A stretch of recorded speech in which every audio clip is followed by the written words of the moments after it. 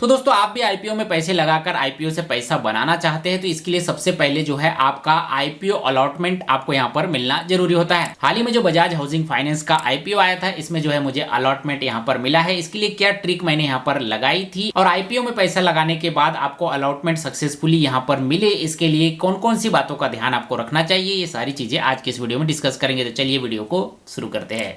तो सबसे पहली गलती जो यूजर यहाँ पर करते हैं आईपीओ में अपना पैसा लगाने से पहले कि वो सोचते हैं कि ज्यादा से ज्यादा डीमेट अकाउंट के थ्रू यहाँ पर जो है हम पैसा लगाएंगे, 5-10 डीमेट अकाउंट से हम यहाँ पर जो है आईपीओ में पैसा लगाएंगे तो किसी न किसी के थ्रू जो है हमें यहाँ पर आईपीओ का अलॉटमेंट जरूर मिल जाएगा। लेकिन ऐसा होता नहीं है। इसमें गलती ये करते हैं कि जो मल्टीपल डीमेट अकाउंट है वो सब में यहाँ पर जो है एक ही पैन कार्ड लगा होता है। तो आपको यहाँ पर आईपीओ में पैसे लगाते समय ध्यान ये रखना है कि आप मल्टीपल डीमेट अकाउंट से पैसा जरूर लगाए, लेकिन उसमें पेन कार्ड नंबर अलग अलग व्यक्ति का यहाँ पर होना चाहिए। यानी कि एक पर्सन को एक ही पेन कार्ड से अप्लाई करना चाहिए। आपके पास 6, 7, 8 या 10 भी डीमेट अकाउंट है, उन सब में आपका जो है पेन कार्ड यहाँ पर लगा हुआ है तो किसी एक ही डीमेट अकाउंट से आपको जो है यहाँ पर आईपीओ में पैसे लगाने हैं। यदि एक से ज्यादा ऐसे डीमेट अकाउंट जिनमें जो है सेम पेन कार्ड यहाँ पर जो है यूज किया गया है आप आईपीओ में पैसे लगाएंगे तो आपको आईपीओ का अलॉटमेंट मिलने के चांस कम से कम यहाँ पर रहेंगे। लेकिन वहीं पर आप एक पेन कार्ड वाले एक डीमेट अकाउंट से यहाँ पर जो है आईपीओ लगाएंगे तो इसमें जो है आपके आईपीओ अलॉटमेंट होने के चांस ज्यादा बढ़ जाते हैं।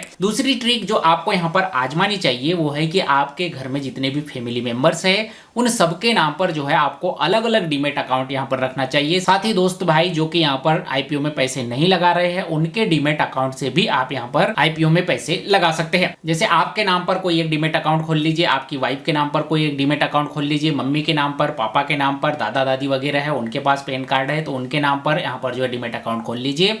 और इस तरह से मल्टीपल डीमेट अकाउंट से जिनमें कि एक व्यक्ति के नाम पर एक ही पैन कार्ड अलग से लगा हुआ है ऐसे डीमेट अकाउंट से जो है आपको यहाँ पर अप्लाई करना चाहिए। थर्ड चीज, आईपीओ अप्लाई करते समय आपको ध्यान ये रखना चाहिए कि जब आप आईपीओ में यहाँ पर जो है पैसे लगा रहे हैं तो आप जिस डीमेट अकाउंट से पैसा लगा रहे हैं वो डीमेट अकाउंट जिस व्यक्ति के नाम पर है उसी व्यक्ति के बैंक का अकाउंट से यदि यहाँ पर जो है अमाउंट कटेगा तो आपको आईपीओ अलॉटमेंट होने के चांस जो है यहाँ पर ज्यादा रहेंगे। अक्सर लोग यहाँ पर करते हैं कि अपने दोस्तों भाइयों के डीमेट अकाउंट से यहाँ पर जो है पैसे लगाते हैं और उनमें जो है वह दूसरे की यूपीआई आईडी यहाँ पर जो है यूज कर लेते हैं। तो उस यूपीआई आईडी से पैसा तो यहाँ पर कट जाता है, एप्लीकेशन तो लग जाता है, लेकिन पर्टिकुलर उस आईपीओ कंपनी के पास आपकी डिटेल यहाँ पर जाती है कि आप आईपीओ लगाने वाला जो पर्सन है ये दूसरा है और जो यूपीआई बैंक अकाउंट नंबर वाला जो पर्सन है ये दूसरा है। ऐसे में जो है उसके आईपीओ के अलॉटमेंट के चांस यहाँ पर जो है कम हो जाते हैं। चौथी चीज जो आपको ध्यान रखना चाहिए कि लोएस्ट कैटेगरी जहां पे जो है कंपटीशन कम से कम है उस कैटेगरी में जो है आपको अप्लाई करना चाहिए। आमतौर पर जब भी कोई आईपीओ आता है तो उसमें 3 से 4 कैटेगरी यहाँ पर होती है।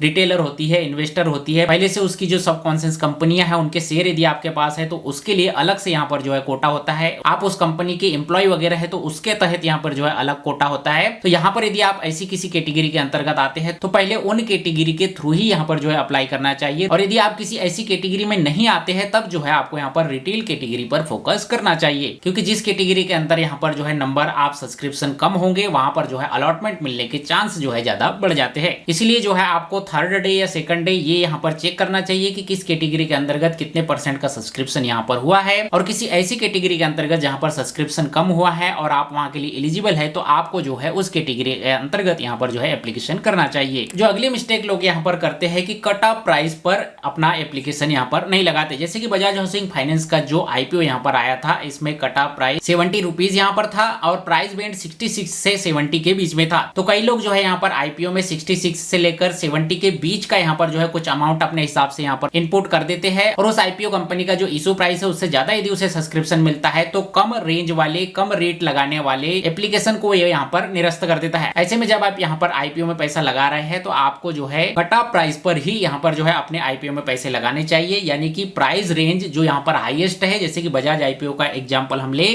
तो 66 से 70 रुपीज का यहाँ पर जो है प्राइस रेंज था, तो 70 रुपीज पर जो है आपको यहाँ पर कट ऑफ प्राइस पर पैसे लगाने चाहिए। इसके अलावा भी कुछ और चीजें होती है जो मार्केट के बड़े दिग्गज है वो यहाँ पर एनालाइज करके बताते हैं कि यदि आपका अकाउंट यूनिक है, आपके पास जो डीमेट अकाउंट है वो यदि नया है 1 2 3 साल पुराना ही है तो आपको आईपीओ अलॉटमेंट होने के चांस यहाँ पर जो है बढ़ जाते हैं। आप जब आईपीओ लगा रहे हैं उसमें यदि आप सिंगल लॉट में आईपीओ लगा रहे हैं तो आपको आईपीओ अलॉटमेंट के चांस बढ़ जाते हैं। यदि आप एक से ज्यादा लॉट यहाँ पर जो है आईपीओ के लगा रहे हैं तो आपके आईपीओ का कैंसिल होने के चांस यहाँ पर जो है रहते हैं। इसलिए कोशिश करें कि एक डीमेट अकाउंट से सिंगल लॉट ही आप यहाँ पर जो है आईपीओ में पैसे लगाएं। इसके अलावा आपको जो है आईपीओ में पेमेंट करते समय कभी नेट बैंकिंग का प्रयोग करना चाहिए तो कभी यूपीआई का प्रयोग करना चाहिए। अलग अलग तरीके से जो है आपको यहाँ पर पेमेंट करना चाहिए और यूपीआई के थ्रू यदि आप यहाँ पर जो है पेमेंट कर रहे हैं तो आपके खुद के नाम पर जो बैंक है उसी बैंक की यूपीआई का प्रयोग आपको यहाँ पर करना चाहिए। तो इस तरह से आप इन 5 से 7 बातों का ध्यान रखते हुए आईपीओ में एप्लीकेशन करेंगे तो आपका आईपीओ अलॉटमेंट मिलने के चांस जो है यहाँ पर ज्यादा बढ़ जाएंगे। लेकिन इसका मतलब ये नहीं है कि 100% आईपीओ का अलॉटमेंट आपको यहाँ पर मिलेगा ही। यूट्यूब में आप कई वीडियो जो है ऐसे देखेंगे